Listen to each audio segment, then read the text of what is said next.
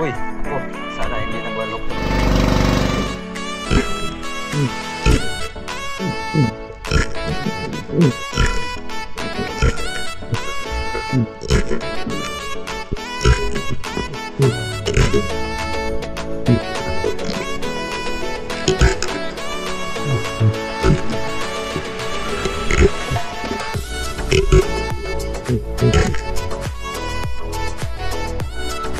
Makarel.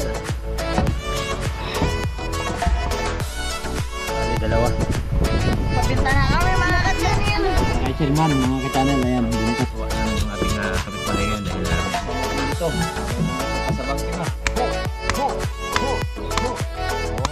Yun, sa mapagpalang araw sa atin lahat. So nandito tayo sa munisipyo ng Araceli. Siyempre kasama pa rin natin yung ating mga kasama, si Boss Job. Look at si Rev ng Luro.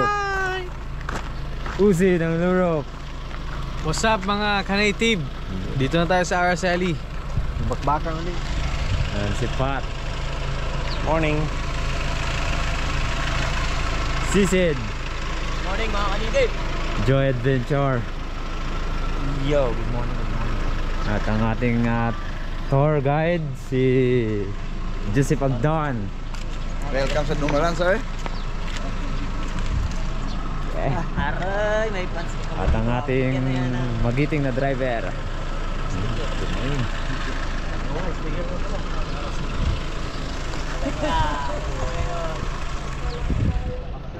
Eh. Lugar. Ang ganda. Reach kami din Hi bro. ng lugar. Good morning bro. YouTube channel. Ang gandang lugar to bro. Oh. First timer din, ikaw bro. Yes bro. For the first time. Si Master Jobs. First time. Mayroon tayong kakagatin dyan bro.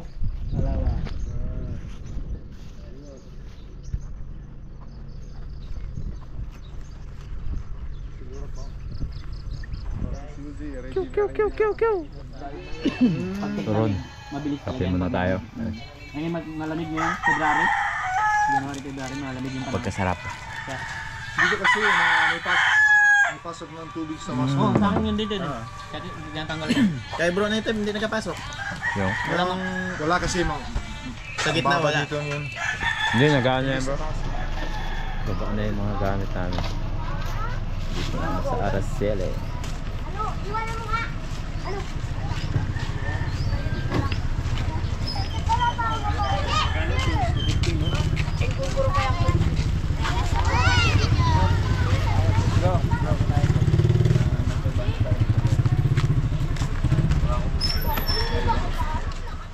Ready na pala yung mga kasama natin. Ayan no.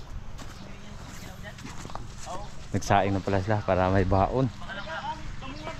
Shout out at maraming salamat sa tumanggap sa atin dito sa Araceli.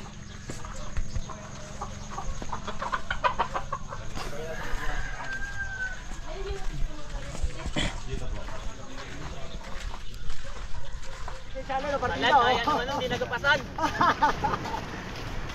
Madaya. Arag tawag, log. Ay! Ibluhot, mga tao nga dyan, log. Arag tawag. Bilaw yun. Dalawang bangka kami. Ayun yung isa. Ito yung sasakyan namin.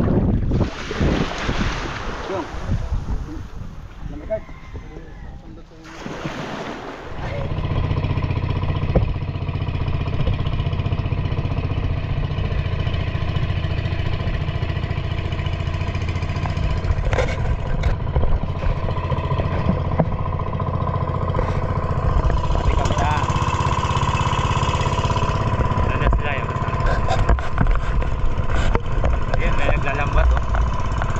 Marami siguro ang huli.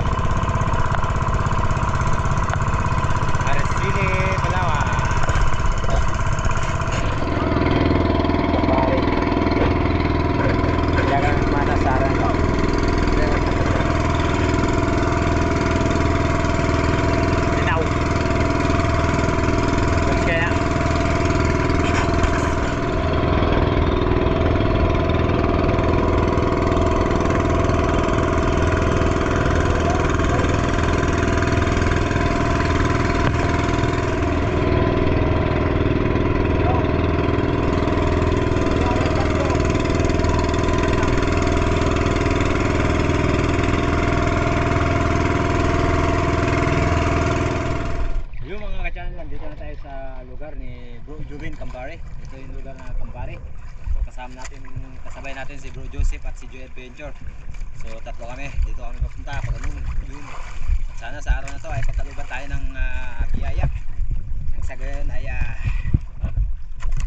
mag-enjoy muli ang ating paggawa ng content sa araw na to. Kaya samahan nyo kami. Let's go! Kaya mga ka-channel, pagkatapos natin makapag-prepare ay agara na rin tayo bumaba at napakalinaw sana ng dagat. Yun nga lang ay talagang may maagos na part dito sa isla. At siyempre huwag tayong susuko, wala tayong nahuhuli. Kaya samahan nyo kami sa araw na to. Let's go!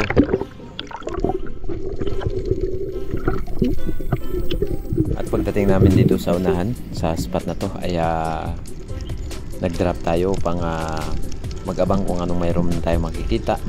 At yun nga, sabi ni Joy Adventure, ang dami daw longnose emperor dito. Pero nung pagbaba natin ay wala tayo nakita dahil ang mga longnose ay pumunta doon sa bahagyang malalim. At maya maya lang, katagalan sa ating pagbabalik ay mayroon na rin tayo nakita. Yun nga lang, ito ang nangyari.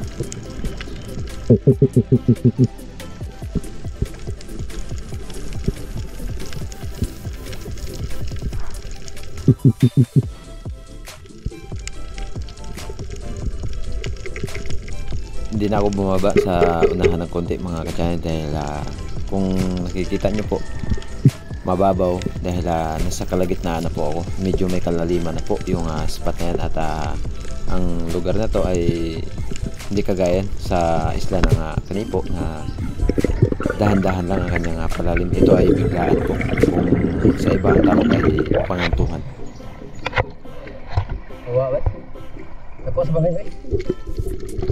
Another pagsisid mga ka-channel dito sa spot kung saan tayo nag-drop kanina ay sinubukan pa rin natin na mag-ambush. At ito ang spot kung saan kami ipinagbabawal na ng huli ng maraming surahan. At sa pagkakataong ito dahil siguro wala pa sa tamang pagkakataon ay talagang patay lahat ng mga bato sa spot na to. Tapos wala pang mga marker na nakalagay, wala man lang kami nakita na bakas ng mga lubid na ginawa nilang pantali sa mga buya upang masabi po nila na ito ay isang sanctuary. At kahit mga residente po ng bayan ng Araceli ay talagang nagsasabi na ito ay hindi sanctuary. May ang dating kagawad o dating ex-kagawad ay talagang nagsasabi na hindi talaga ginawang santuari. At kapag ginawa po nila na santuari ang bawat isla dito sa bayan ng Araceli ay paano na lang daw ang hanap buhay ng mga tao.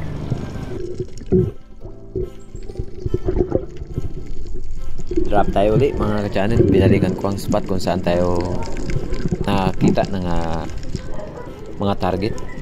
At eto, bumaba ako ng bahagya dito sa may bahagyang gilid. Pero medyo may pagkakamali ang ating pag-drop dahil kanina yung longnose emperor ay dyan sa bandang gilid lang. Pero yun nga ay di natin natira dahil medyo may kalayuan. At bumalik po tayo sa ating istorya ng spot na to. Sa lugar na to mga ka-channel ay mayroon pang mas nauna sa amin na namamana dito. Taga dito rin sa bayan ng Araceli. Di sila man ay nagsasabi sa amin na talagang hindi santuari ang lugar na ito. At ang sabi nila, talagang may time na umaakyat yung maraming isda dito. At ilang oras na ang nakalipas hanggang sa kami po ay tumira na lang ng maliliit na isda dahil talagang wala pa kaming pag-ulam. Another season mga ka-channel. Ayan, dito baba tayo ulit.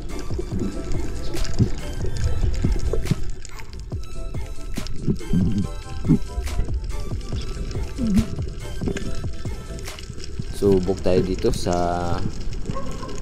part na ito kung anong makikita natin. Ayan, meron sana tayong nakitang isda dyan sa unahan pero talagang napakalalim na ng part na yan.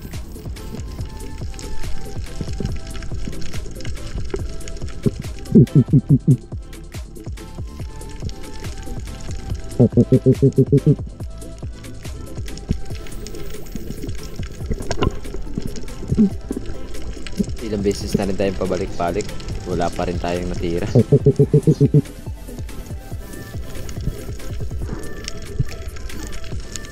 At humingi po ako ng paumanhin sa lahat po ng gustong mo pa-shoutout ay talagang pakitingin lang po sa huli ng video ito.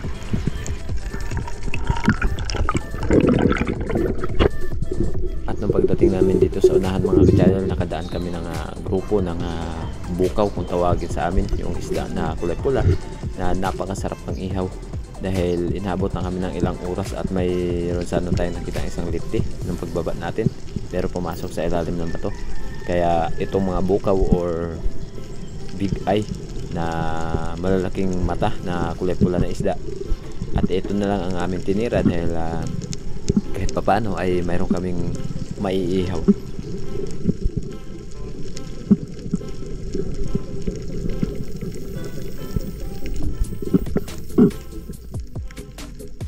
Inabangan ko muna ng bahagya na bumalik yung lipti or sweet lips na nakita natin, pero talagang hindi na bumalik, sayang naman.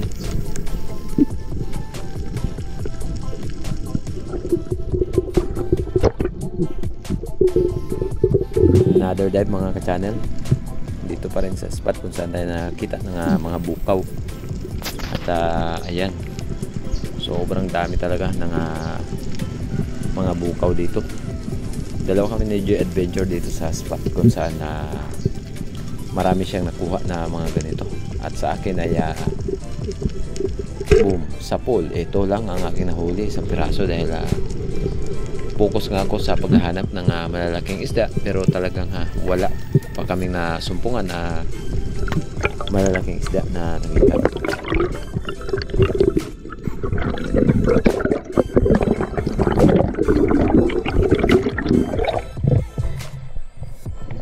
At hindi lang sa inihaw ang masarap sa isda na to, pwede rin ito sa paksiw dahil napakataba ng ganitong klaseng isda.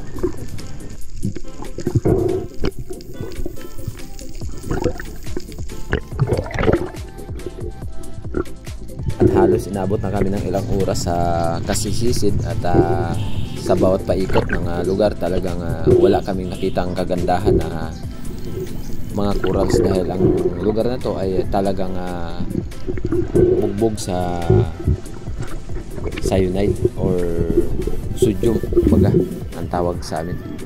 Kapag ganitong lugar kasi na talagang napakalinaw ng dagat at hindi bugbog, ay talagang may mga corals na buhay, pero wala talaga kami nakita na kagandahan na coral sa spot na to.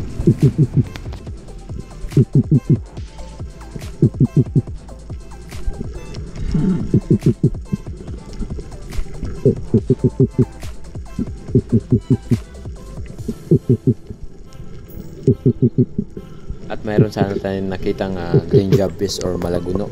Ayaw nga lang ibigay ang tamang pagkakataon na siya ay matira natin. Napakautak ng green jobfish na to mga ka-channel. Kahit anong gawa natin ng ingay ay talagang ayaw ibigay ang tamang pagkakataon. Malaki na sana, nasa mga 2.5 or 3 kilos yung laki ng green jobfish. Ayan, sayang, napakalayo. Kaya ang ginawa ko ay di ko pinilit upang hindi siya mailak.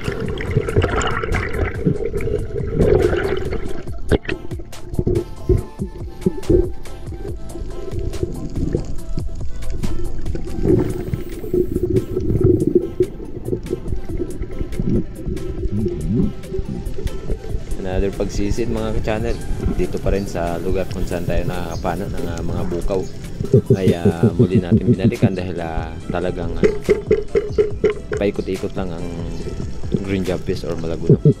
At syempre inaabangan natin yan na makuha natin hanggang sa katagalan ay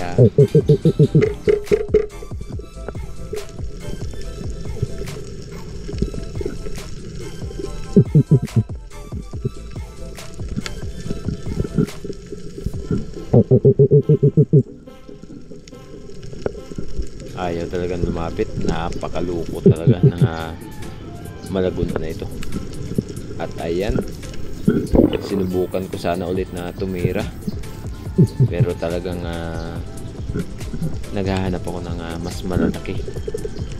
Kaya ayan, umahon tayong walang natira. Bago tayo magpatuloy mga ka-channel, shoutout muna tayo kay Kuya Laris at kay Sir Terso Manulat Laurio ng Team Noranda ng Canada, kay Bay Binji, kay Ma'am Binky, at kay Ate Kay Pantangan, kay Sir Ivan, si Larry, at sa lahat po ng ating mga kaibigan ng mga OFW ay sana ay lagi po kayo mag-iingat. At kay Strawberry Ice Sweet, ingat po kayo palagi and God bless po. Sana ay makadalaw din po kayo ng sa gayon ay makita nyo rin po ang aming lugar ng isla ng Kanipo.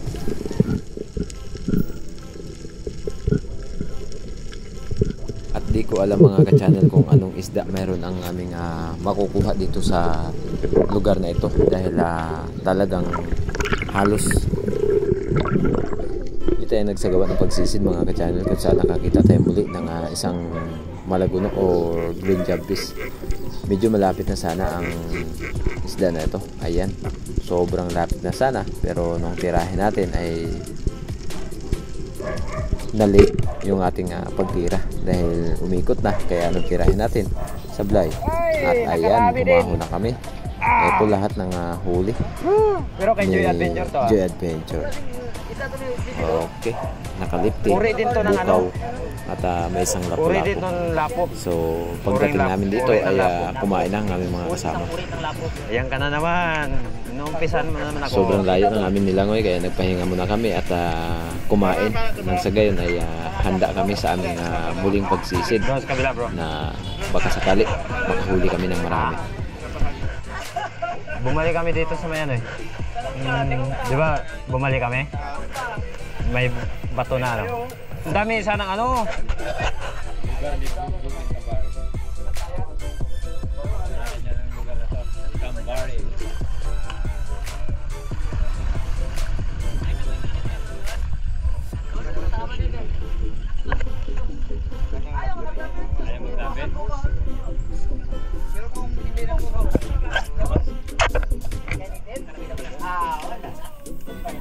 Ihaw. Ba. Bawas? Yeah. Tapos salubungin natin.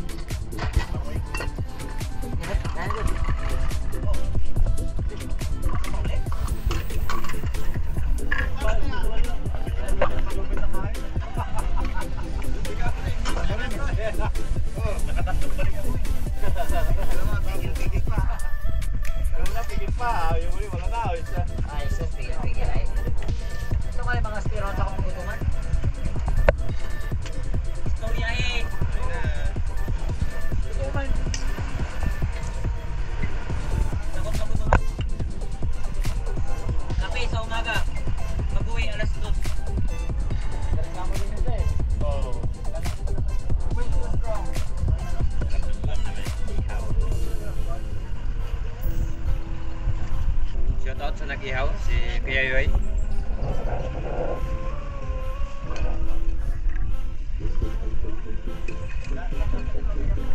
May 5 kilo yung bugtong niya yan. May 5 no?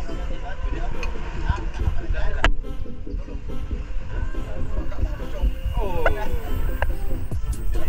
Si Jose tsaka si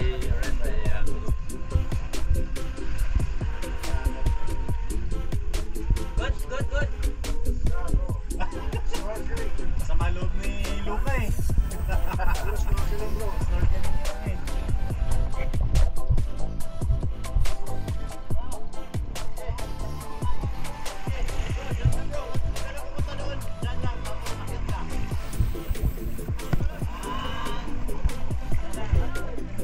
Teacher.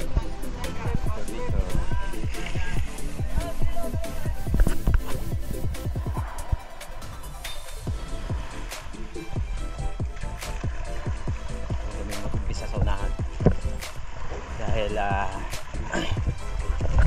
hindi masyadong mahaba ang Lalangin. Guys, so.